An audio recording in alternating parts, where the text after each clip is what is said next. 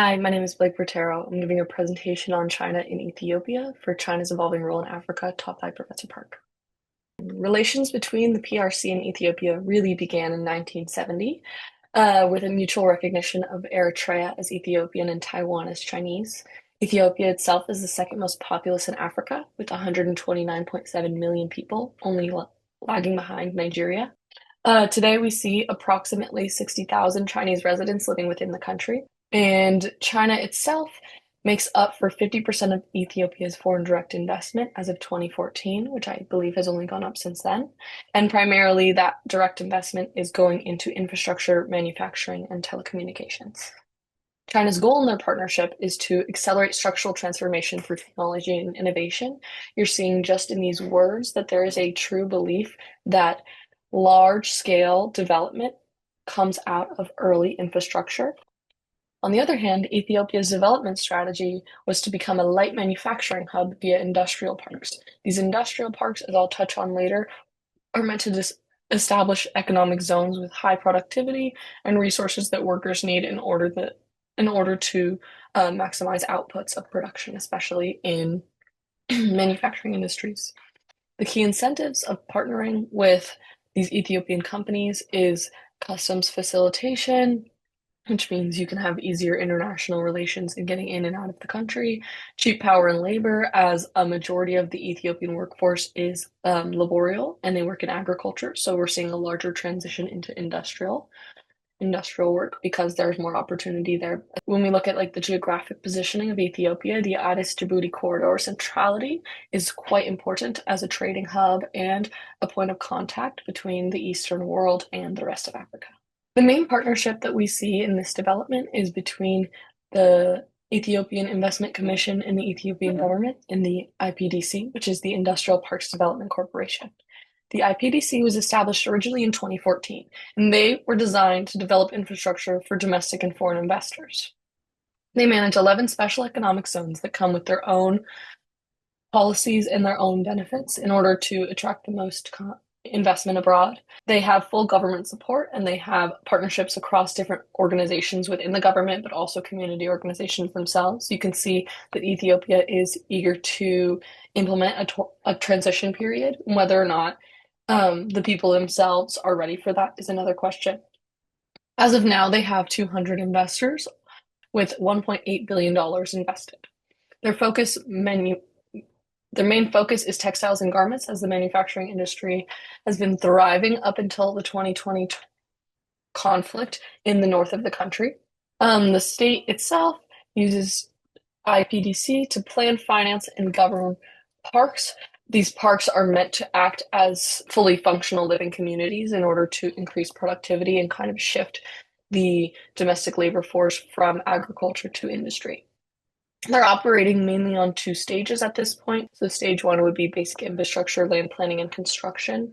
And then stage two comes a lot more with community development, local partnerships, investment in transportation, education, and institutions. So you're seeing a desire not only to make money, but also to develop around these profit-making industries. The film, as recommended by Professor Made in Ethiopia, is a documentary on Chinese industrialization made in 2024 by Shenyan Yu and Max Duncan. This is a quite interesting documentary, and I would absolutely recommend it. It has very touching personal testimony of this woman right in the middle, a figurehead and a source of a manager or a source of authority for building out these parks. And then on the right, a woman whose land is getting taken from her in order for these parks to be constructed. And on the left, you're seeing a young woman who's working first in the industry as a textile worker and eventually more in the offices. And so you're seeing a transition as she tries to work her way up the ladder. Across the board, this film clearly outlined some cultural dissonance and work priorities. You're seeing cultural clashes where Chinese implementation doesn't go over smoothly with Ethiopian culture and Ethiopian workers.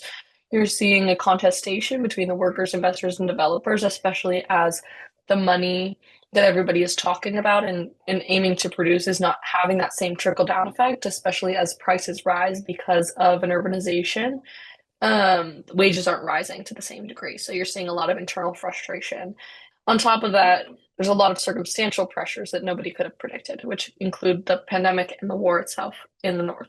Since there's such a big labor force looking to urbanize, you're seeing the feeling of the Ethiopians as something to be replaced. They're feeling replaceable and they're not feeling valued by their employers. And over time, with the land grabs happening and like the Chinese pushing in with their culture, you're seeing a similar pushback and a kind of xenophobia against these types of developments. Farming is the past and this is our future, so we have to embrace it. This comes from a woman whose land is getting reappropriated for the industrial parks, and she's talking to her husband who wants to continue living an agricultural based lifestyle. She understands that this is an inevitability of their country and that development will come at some costs. The next quote is: "The Chinese work ethic is admirable, but the Ethiopians have their own way." This itself speaks to the dissonance between the cultural frameworks that I was talking about before. I think that there is a really big divide between what the Chinese see as good work and what the Ethiopians see as good work, and also good employment in general. And finally, a man commenting on the realities of the unfairness of them getting their pays docked when transportation goes wrong, or the disruptions in the manufacturing line that it has nothing to do with the workers themselves. He says we can't do business without peace and security. And to me, this really stands to show just how much these conflicts and the pandemic itself were disrupting the workflow and also disillusioning people from the golden future of an industrialized Ethiopia. The biggest speed bumps, I would say, coming from this push to development and from Chinese development in Africa. The first I will mention is like financial logistics. There are power outages, security restrictions, and constant conflict that disrupts the roads to these facilities, that disrupts the access to power, to water. The next would be debt risk and market concentration in a few export destinations. So there is a lot of pressures to meet certain thresholds that do not account for local conflict or local changes in what's possible. So you're seeing like labor intensification and working conditions deteriorate while the pressures increase. The next one would have to be a low access to financial capital. There's not a lot of money coming into this country, especially as it is a high risk investment. So any financial capital they can get, they have to be very smart about it because it's very limited. And then labor temporary contracts and probation periods means that people are constantly getting fired and rehired, and there is a big process of switching in and initiating all of these new workers all of the time. So it's quite common for them to lose a lot of their trained workforce, which just disrupts manufacturing across the board.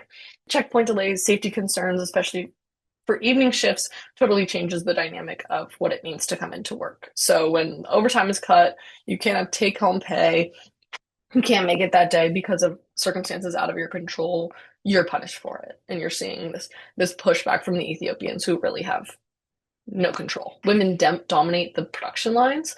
They obviously still face the risks that women do all over the world with harassment, unsafe commutes, and care burdens that constrain shift flexibility, which really means that they are still being expected to support their families and support their communities while they are going in and out of work. And especially during COVID, when these workers were expected to quarantine within the industrial parks, they were really detached from their families. And you see in the film, people get depressed and they get a dissociation and a detachment from their societies themselves as they slip farther and farther into the kind of industrialist wormhole.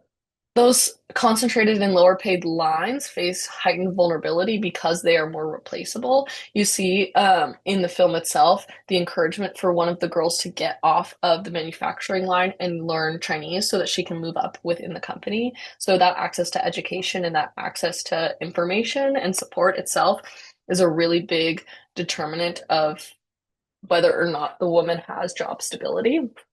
People hoping to become entrepreneurs in this space because the industrial parks provide an environment for new companies in a way that Ethiopia hasn't seen in recent history. The money itself shows that manufacturing and construction are the biggest industries. You still see that today with ongoing industrialization within these parks. A lot of the resources are built around primary goods and establishing construction resources, raw materials, and labor in order to build up capacity across the country. Lending packages combine aid, concessional loans, supplier credits, and FDI. So there's no one type of financial interaction that's happening between China and Ethiopia. You're seeing a mixed pack that aims to tackle different facets of like the weaknesses of the Ethiopian economy. The key actors that control finances, parks, and the security is the IPDC, policy banks, PLA ties, private security firms, and FOCAC, Forum on China-Africa Cooperation. That infrastructure was built in order to attract new investors. So as more is established on the ground in Ethiopia, the risks are getting lower. In general, it can be quite challenging to frame investment in Ethiopia as low risk, even though the whole point of these industry parks is to change that narrative. It's hard to know just how productive a factory can be. In terms of political landscapes, a war and conflict going on that started in 2020. As of now, there are thousands of people dead, with 350,000 living in famine and millions displaced from the north of Ethiopia. The escalation came after months of feuding between one of the leaders of Ethiopia, Mr. Abiy, his government, and the leaders of Tigray, which is the northern province's dominant political party.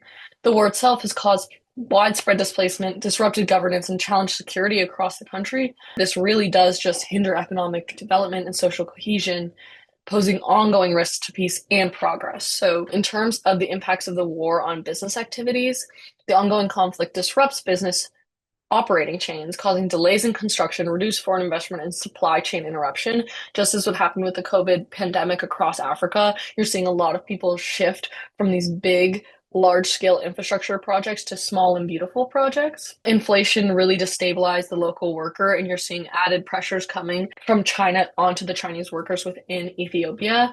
And you're seeing really only that the wealthy remain secure and confident during these types of conflicts. In terms of durable building, I do believe that there is a future for this type of industrialization. I think the industrial parks are a great idea in Ethiopia because they allow industry to develop, because they have all of the support you need. You can build hospitals, education centers, housing, and all different types of resources within one park. It can be self-sustaining if you do it right. You need to be able to ensure that people are going to continue to show up for each other because all of these actors have their own risks associated with their participation. Firms have continued to reduce their footprint or exit the market to the best of their ability where China cannot. And so you're seeing a lot of movement based around how long people are willing to stay there and how much trust they have in longer term returns. They're not seeing the same benefits, so they're changing how they invest around that. So making incentives built around like loyalty and building longer term relationships is going to be a pivotal factor in like long term development for Ethiopia, especially as conflict continues to disrupt the day to day.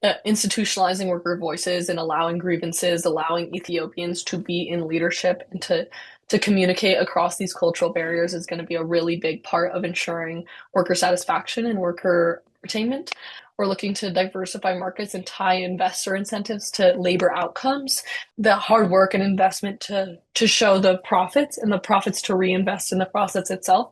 So if these Ethiopians aren't seeing the money come back to them, if they aren't seeing the public infrastructure, electricity, access to healthcare, education for their kids improve, there's less of a personal belief in investing in this situation and investing in these parks. The war that followed the pandemic has created big obstacles in economic development, and especially kind of pulled back a lot of investors. Across the board, we're seeing big gains and big profits in the Chinese-led industrialization, but it works only under certain conditions and for certain people. We're seeing some workers cannot accustomize themselves to this type of Chinese culture, and others are very willing to jump in. Addressing security and humanitarian issues is essential to restore confidence and ensure sustainable growth. China really need to invest in infrastructure that protects their workers in order to make the workforce and to make these industrial parks something that Ethiopia is willing to believe in as well. I truly do believe in China's position in Ethiopia. I think it has a great bond and a great plan for ensuring security in the face of all of this. But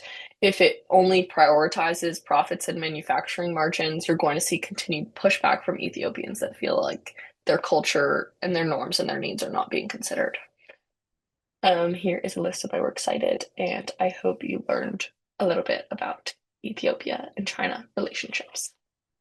Thank you.